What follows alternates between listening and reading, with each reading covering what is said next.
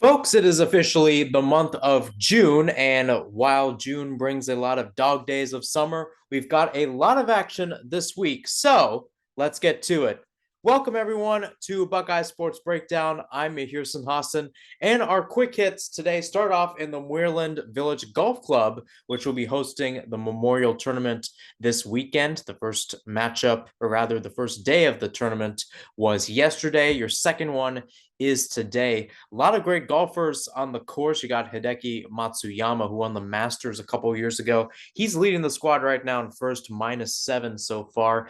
Cantley's also in the running. So is Rory McIlroy, both of which are currently second. And there's this other guy too, Lipsky, who is tied for second as well. I should clarify, McIlroy was tied for fourth, but a lot of great golfers in the state of Ohio. And again, the Columbus area has hosted a lot of great tournaments over the years, including the Memorial. I think they might have hosted the US Open one year as well. So kudos to them, and what a great opportunity to grow the game of golf, especially in Ohio.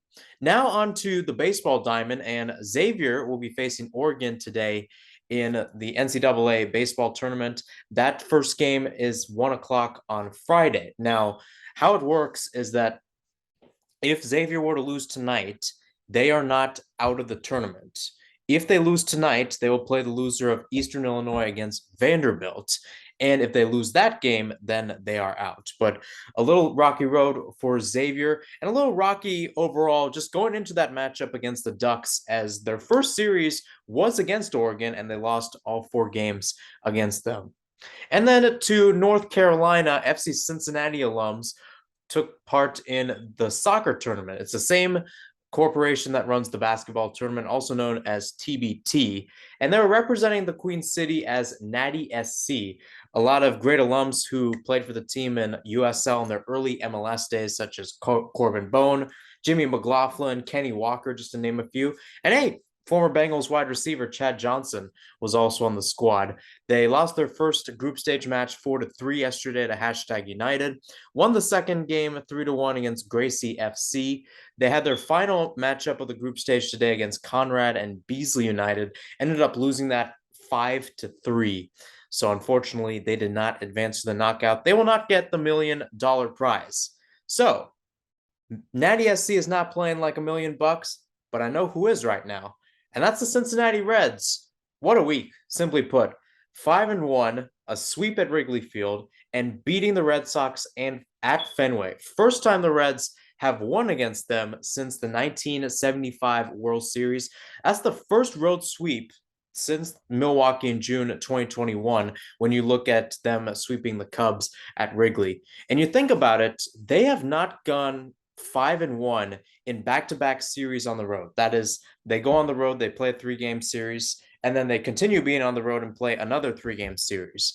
They have not had a 6-game road stretch where they have been 5-1 since playing St. Louis and Pittsburgh on the road back in 2017. Great work. Absolutely great work. And you think about it, had they not blown the lead in the 7th inning and not really opened it up for the Red Sox in the bottom of the 8th, they could have gotten back-to-back road sweeps for the first time since July 2012, when they went to Houston, beat the Astros, and then went to Denver to beat the Rockies. So you're probably wondering, I mean, in the course of a week, the Reds are going from okay team kind of towards the bottom in the NL Central, and they're right now at third at the NL Central. Brewers come to town this weekend. The Dodgers are here during the week. There's a chance that the Reds could go from oblivion to actual contenders, at the very least, NL Central contenders, by the time I talk to you guys next week. Absolutely insane. But let's see what they're doing well. Chicago series, pretty simple. Saves down the stretch. Alexis Diaz getting it late. He's one of the leaders right now in the NL when it comes to saves, and he's got a great streak as well. He held the Cubs off late, especially since the Cubs got the later runs in the stretch. Now, when you look at what they're doing elsewhere, the Boston series was the same way, minus whatever happened last night, where the Red Sox pulled off 6 runs in the 8th inning. But other than that, Same kind of stretch. Again, Tuesday was a little different as the Red Sox scored a lot of runs in the ninth, and the Reds only managed to win that by a run.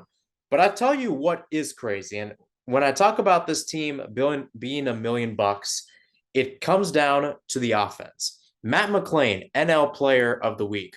Jose Barrero hits the light post on top of the Green Monster. I was up there a couple of years ago when I toured it in Boston. That place, one, just getting up the wall, pretty tall, and it's a pretty good view as well. But to hit a light post up there, and those light posts are really tall. I'm not going to lie, you guys. They are really tall up there in Boston. To hit a light post, absolutely incredible. So Jose Barrero hits one off the light post on the Green Monster. Spencer Steer gets a home run over there later in the week. And then runs brought in. Jonathan India, Kevin Newman continue to be solid in the infield. Again, the question is going into what is going to be a big stretch as they host the Brewers, currently on top of the NL Central, and the Dodgers, who are tied for the NL West at 34 and 23. My biggest question is how important are these wins to the Reds in the sense that, yes, you do have confidence. And I've talked about the idea that there's a little bit of tentativeness when you look at the Reds on the road and their window to get into the playoffs. But I think it depends on how good the Cubs and the Red Sox are, because if you may know, both of them are playing subpar or at the very least below average to their usual standards. So let's see how that ends up playing out. And again, I think more importantly, we'll see if this is a fad or not. Now, this is making it interesting because you have McLain, you have India, who's a leader on this team. You have Spencer Steer, Nick Senzel playing at third.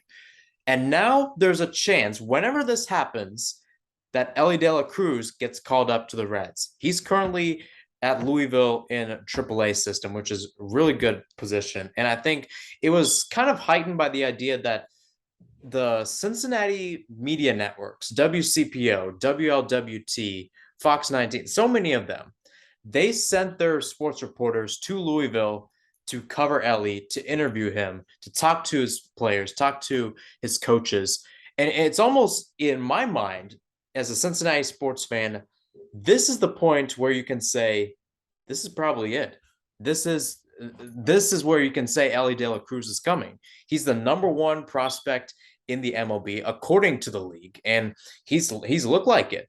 He has very much looked like. I have not seen this much hype over one player, not in baseball, definitely not in baseball, since I don't know when. I mean, football, maybe Joe Burrow, but that's pretty much it. When you look at Cincinnati sports, Cleveland, maybe if you look at like LeBron James, I mean, he was making national news as a high schooler. I actually called his alma mater at his alma mater's boys volleyball team was at the state tournament. I have another podcast about Ohio volleyball. If you don't know, check it out. It's called Ohio Volley Talk. But nonetheless, back to the Reds. You look at the biggest idea of where you put Elly De La Cruz, and Trent Rosecrans, who works for The Athletic, he wrote an article and said there's a problem in the sense that, yes, you can put Elly De La Cruz somewhere, and then Jonathan India might end up leaving. And it's a big moment because his rookie contract's getting up. You have to decide whether or not you're going to pay this man to a multi-million-dollar contract. And then on the other side, you have Kirk Herbstreit, who basically said, I don't know what this is. I read the article, but it sounds kind of weird. You can put guys in the outfield and they'll be okay. And he actually mentioned Nick Senzel when talking about this on a podcast where Kirk Herbstreit said, quote, that this is a team finally showing a pulse and they have the grit to compete with these bigger markets. And again, we'll see those bigger markets later this week when the Dodgers come to town. But it is interesting to see India's role in the future. Just looking at this idea of what we've seen him do this season. He wasn't the leadoff man. He's doing better. He's not in a slump like last year. But no hits in the Chicago series, no hits in Boston, at least up until Thursday. But you have to ask the question of whether or not his presence helps this team or not. What goes into being a leader that makes Jonathan India well, that makes this culture well? And you think about it, this is a Reds team that got rid of Jesse Winker, got rid of Nick Castellanos, and then Phil Castellini and crew decided to dance around the bush a little bit for Reds fans, much to the dismay of the supporters. But at the same time, you do have to ask the question on who is a vortex with this team. And when I look at how this team is played, you look at guys who can captivate the city, can captivate the fans. Joey Votto is one of those players. Scott Rowland was like that. And Herb Street actually mentioned that the last time the Reds had a leader like this was Scott Rowland back in 2011, 2012, or rather that kind of time frame. His last season with the Reds was in 2012. So you have this interesting move, if you will, on whether or not the Reds should go in with India. And I think the other question to ask yourself is you have to ask yourself about pay. The Reds have one of the lowest payrolls in the league right now because so many guys are on a young or at the very least a base contract of $700,000. Almost the entire lineup. I think the only guy who gets over $1 million is Nick Senzel, and that's it. Other than Senzel, everybody is paid below $1 million. And you have to ask the question, who is that weak point? Yeah, and then there's another question about what exactly happens with Joey Votto's contract at the end of this year.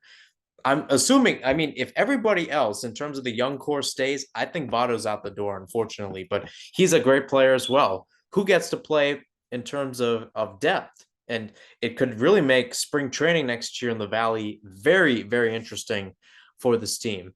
And then you also have to ask this question too with Phil Castellini. I mean, I'm not gonna lie. I did the same thing too when Winker and Castellanos were out the door. I was like, "What in the world is wrong with you, Phil Castellini?" He might have actually made the right move, honestly, getting rid of Winker and Castellanos because those are guys that were inked to millions and millions of dollars worth of contracts, and you're able to put them away. You're bringing Will Benson, who played pretty well in spring training, and he ended up having a 3-hit day in Boston. You have some other guys too. Obviously, you have some guys mixing in. Maybe Ellie De La Cruz plays in the outfield. There's a possibility that could happen before things really start going around. I mean, and to Kirk Herbstreit's point, I mean, he does have a choice. He does have a point and a choice in the matter of how he presents this argument. And he does a very good job at it because he's right. Nick Senzel started out as an infielder and went out to the outfield, and he's been playing outfield for a long time. This year, they bring him back in to play third base. Spencer Steer, who is a third base naturally, has been moved to first because Joey Votto's not playing. I know Jonathan India's at second, Matt McLean's at shortstop. I mean, yes, from a technicality standpoint, like if this was a FIFA roster and you need everybody at their ideal position, yes, you got a problem in terms of chemistry, but I don't think it's a problem for this red side. I know you have maybe like Matt McLean, Ellie De La Cruz, Jonathan India, who all are natural second basemen. And yet there's this battle, but I don't think it should happen. In my opinion, and again, I might get a lot of smack for saying this, but baseball is not like other sports in the sense that, in soccer, you cannot necessarily have a center midfielder or a defensive midfielder out on the wing because they have a different skill set, they have a different personality, they have a different psychology for the game. Not necessarily the case with baseball. You can put 9 guys out there as long as they do the job, which is catching the ball, fielding, which can be done anywhere. It's just at different speeds at different times. Then it's pretty much applicable. You can have guys that can be versatile. And I think that's what makes the Reds really good at this point is that they are a versatile squad. They can go out and get players and you can plug them in. Now, granted, nobody's getting the pitcher role unless there is a true starting pitcher. But at the same time, there's so many guys that can get that freedom. And at the same time, because of the new DH rule, sometimes they can get a day off from fielding and just play designated hitter. If you really want a guy like, I don't know, if you really want a guy like Ellie De La Cruz, sometimes it's good to maybe give a guy like Tyler Stevenson or maybe find some weak spot. I don't know who, but like put Stevenson back at catcher and put Ellie De La Cruz as your designated hitter. That may actually work out. I mean, no disrespect to Kirk Casale and Luke Maley. They're great catchers, but Tyler Stevenson's better than both of them in that spot. I think that's what the Reds got to do. And again, this is not something that's going to happen like tomorrow. Hopefully not. This is something that's going to happen like towards the end of the season. But I'm calling it to your attention because so many news outlets are going to Louisville and they're laying out the red carpet, they're laying out the microphones, and the Prince is ready to walk down the aisle and ready to show the world what he's got. So on to the Reds schedule. I talked about the Brewers in town. Should be a good series. 4 games there. Reds are third in the Central, and actually 2.5 games, or rather, should be around 3 games now. 3 games behind the Brewers. And then they got the Dodgers, second best team in the NL to the Arizona Diamondbacks. If there's one week to watch the Reds, it's this week right here because these are 7 games that you're really going to be gauging what can this team do down the stretch. It is home games. You have the advantage for the most part, unless the teams bring visiting fans, which I would expect because the Brewers and Dodgers have great following. But nonetheless, you have to be locked and loaded for this type of situation if you're the Reds. Yes, it's June. It's not August. It's not September, but you have to treat it as such, especially after the week you had. I mean, the only real blemishes that hurt the team was last night in the 8th inning against Boston. If you can throw that inning out the window, this team won't have a problem at all. If you don't, it could be a little bit problematic. So, we talked about the Reds, and we go up the I-71 to talk about the Guardians. And the craziest thing about this is they also had a good week too. They won their series against the Cardinals and the Orioles. The Cardinals game was at home. The Orioles one was on the road. And then both of them were decided by the score of 2-1. That is the series. So the Guardians took 2 and their opponent took 1. And simply put, this was a Guardians team that struggled winning close games. And I talked about it in their series against the Mets, where they dropped every single game by a singular run. But this time they decided to be clutch. 2 wins against the Cardinals. Both were decided on the score of 4-3. The Cards were by a run, and then they did have one loss, which also happened by a run. And the one thing I like about the Guardians is they're a gritty team right now. And it's what they need, especially after this slow start. There's always this question, and I go back to what I said a few weeks ago, where I really don't know if this is it for the Guardians, in the sense that can they really be a playoff team this year after being absolutely incredible last year? Making the AL Central, winning your wild card, and then taking the Yankees to 5, although it would have been sweeter had they won it. But nonetheless, a really good way to go about it. And it seems like there are some times earlier in the season that this team was pedantic, especially early on in the series when they lost those games, albeit at the end they ended up winning, and then on the road as well. And when you look at the type of victories they have, they've been different, especially in that Cards game where Rosario had a 3-run double, held them off. Sunday had a 2-run 9th inning. I mean, that's where it's always best. If you can get the rally cap out, if you can get that feeling back in Cleveland, then the banks of Lake Erie are back and rolling in good times. And I think that's what could end up happening if the Guardians can get on their high horse, because I think if the Guardians can do it, and this game showed it, especially off a Cards team that was coming in flying high after the week and the 2 weeks leading up to that series, and then on the other side, the Orioles, who are 35-21, something tells me this Guardians team can have a week that is similar to what the Reds have done this week, where you can turn things around, almost turn your perspective around in the course of a week or two. And I think that's the incredible thing about where we are in the season is you can make that easy swing. You can make it now. You can't make it in August and September because 1 game, 2 games is going to be almost meaningless to some extent, unless you're in a close playoff run. But if you're like 4th in the AL Central, you probably don't stand a chance. You don't have a prayer when it comes to winning 1 game, even if it's against the Rays or something, the best team in MLB right now. So it would be interesting, and almost the idea that you need to be clutch at this exact moment. Now, I talked about the Card series. The Orioles series was the same, and I was talking about different types of wins. All of these games in Baltimore were decided by at least 3 runs. Guardians lost 8-5, but had a 5-0 win on Monday, 12-8 win on Wednesday, and then it was Naylor who had the home run on Wednesday, and Gallagher with 2 RBIs on Monday.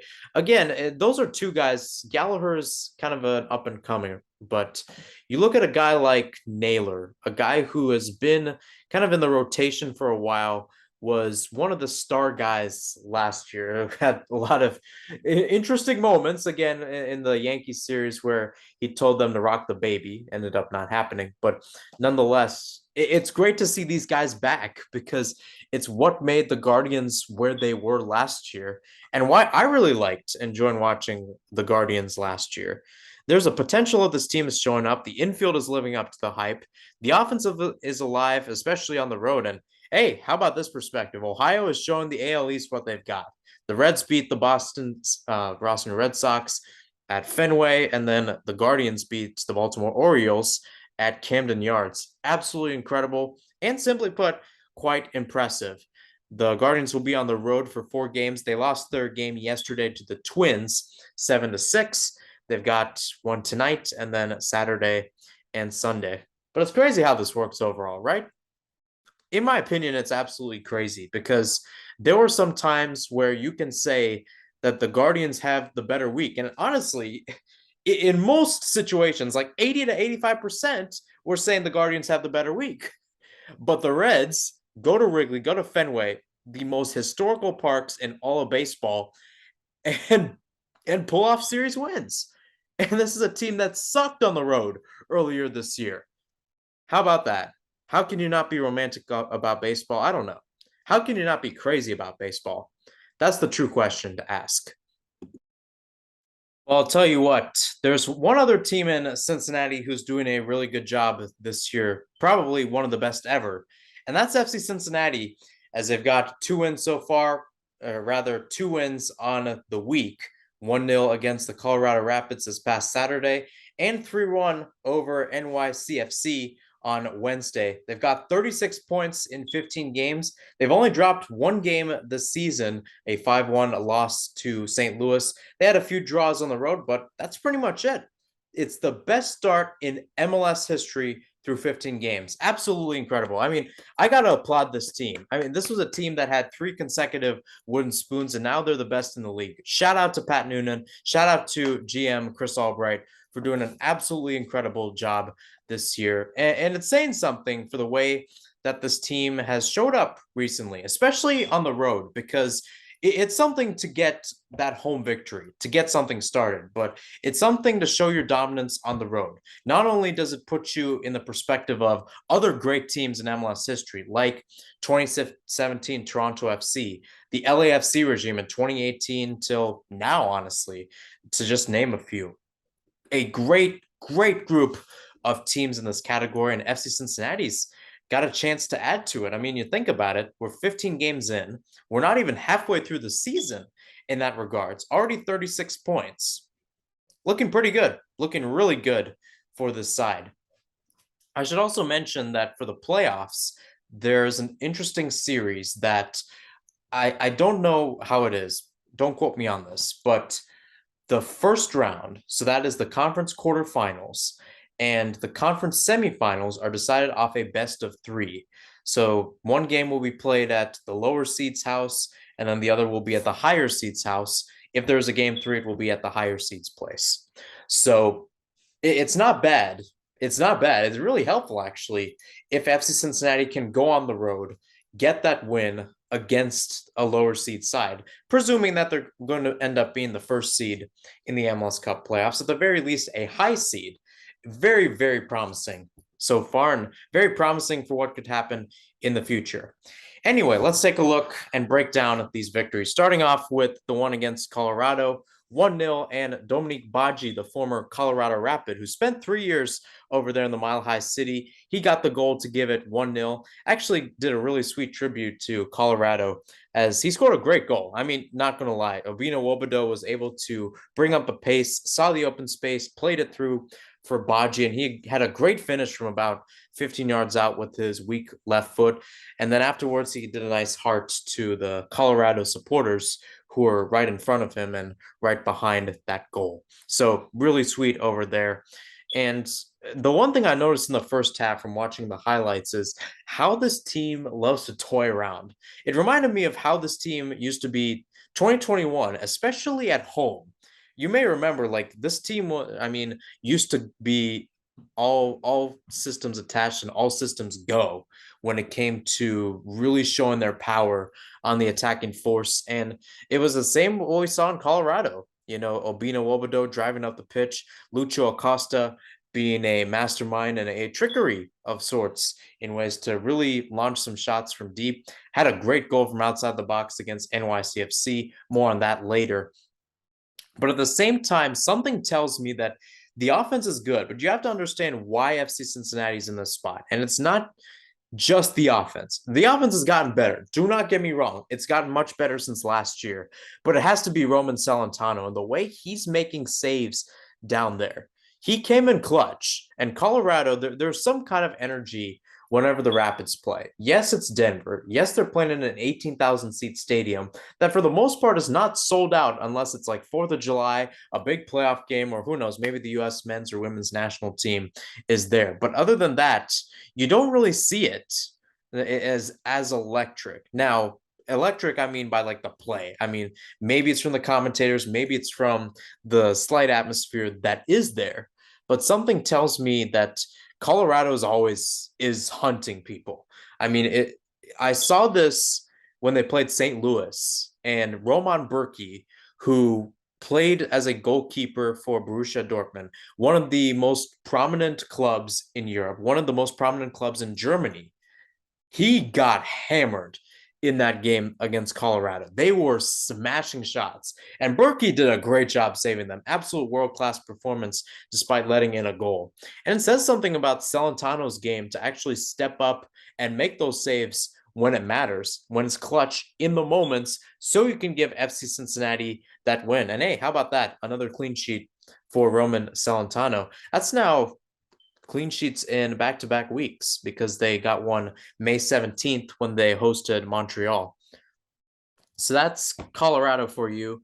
And then they've got NYCFC on the road, and they were able to take the victory at Yankee Stadium. Lucho Acosta, Alvaro Barrial, and Brandon Vasquez were all the ones who scored. Selfless play by Lucho Acosta, by the way, as he was ready to take the penalty and decided to give the ball off to Brandon Vasquez. It was actually the first penalty Vasquez converted in about 4 years when he was back with Atlanta United. And again, Celentano's game ended up being really good. He would have allowed a goal off of Pereira for NYCFC, but that was called a no goal because there was a foul in the box away from the ball as an FC Cincinnati defender went down. But nonetheless, really good play. I'm impressed with what this team is doing and what the goals they're putting up. I mean, what goals are they putting up? It's insane. Lucho Acosta from outside the box, he gets the pass in. And by the way, a great pass from Alvaro Barrial to send it from the left flank into the middle, and Baji simply just taps it. Acosta finishes it away. Great finish. It's 1-0. Or rather, it's in FC Cincinnati's favor. I think it was actually 1-0 at that point. And then Alvaro Barrial had an absolute wonder of a free kick to extend the lead for Cincinnati. I was very impressed by his play and a really good free kick as well, because you have to understand it was from the left side of the pitch and he almost sent it to the other side of the goal. So to the right side of it to get past the goalkeeper. Great play. And then again, great saves in the second by Roman Celentano. I mean, there is a perspective that he could be the best goalkeeper in MLS right now. That may be saying something knowing you have Andre Blake, Matt Turner, some other perennial powerhouses, Roman Burki included. And actually, you think about it, Burki may be the best goalkeeper in the league. But I think Celentano's comes in as a good second or third from what we've seen this year. His ability to make saves, his ability to track shots, take in the commands. There's not too many moments where he's getting lost in the sauce. And that's something that's almost expected at times from a young player, and it's almost imminent when you look at the way he can command the defense and command the midfield. But the way he makes up for it are from the saves, and he did it again. He got Cincinnati 3 points for Columbus. He got Cincinnati 3 points for Colorado. Now, the NYCFC game was decided by 2 goals, but you could also say that he got 3 points against NYCFC.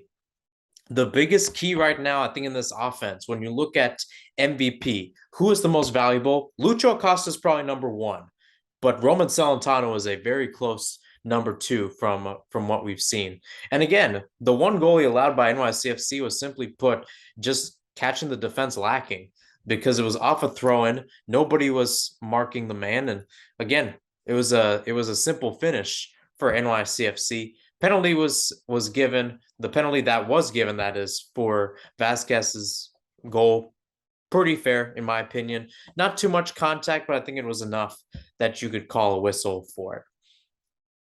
So on to Columbus, and they did have a win and they had a loss. Started off with the loss to Nashville SC on Sunday. Close game down the stretch as they lost 3-1. That score really doesn't do justice to how Columbus played, though. And then on the other side, they ended up beating Colorado 3-2.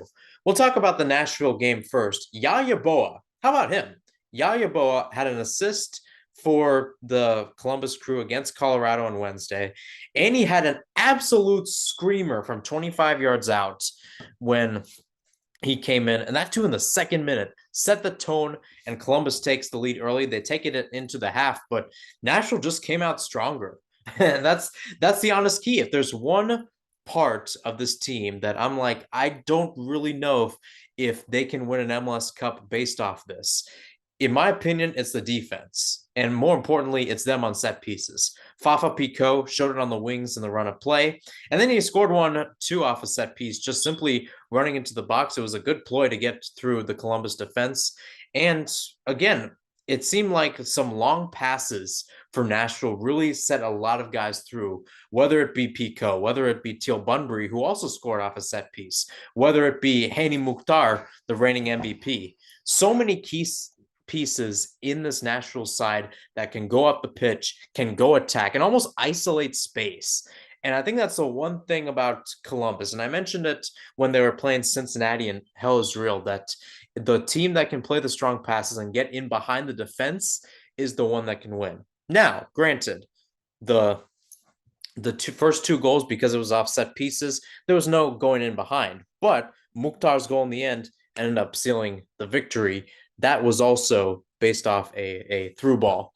So I'll give them some chances there. How about Cucho, though? Cucho scored a goal against Colorado, great goal, but he had 2 great chances. One was a laser, the other one was a bicycle kick. And if it's not for Joe Willis, who is, again, could be in the conversations for at very least top 10 goalkeepers in MLS right now, could be a very, very interesting story had it not been for Cucho converting it, and more importantly, Willis not saving that. So it was a very interesting game because of it. And I think Columbus can take that momentum going forward into what could be some interesting games, interesting weeks to come as well. And then looking at their game against Colorado, again, it was the road team getting in front, but Columbus ended up hosting this game. So it was Colorado that got the first goal, Nicholson to do it, and the persistence in the first few minutes or so really helped them out. And again, this backline from Columbus, it's very interesting because, yes, you don't have Mosquera, who's played in the Premier League. Same goes for Matt Miazga, who's also there, and Nick Haglund, who's been in the MLS for a long time.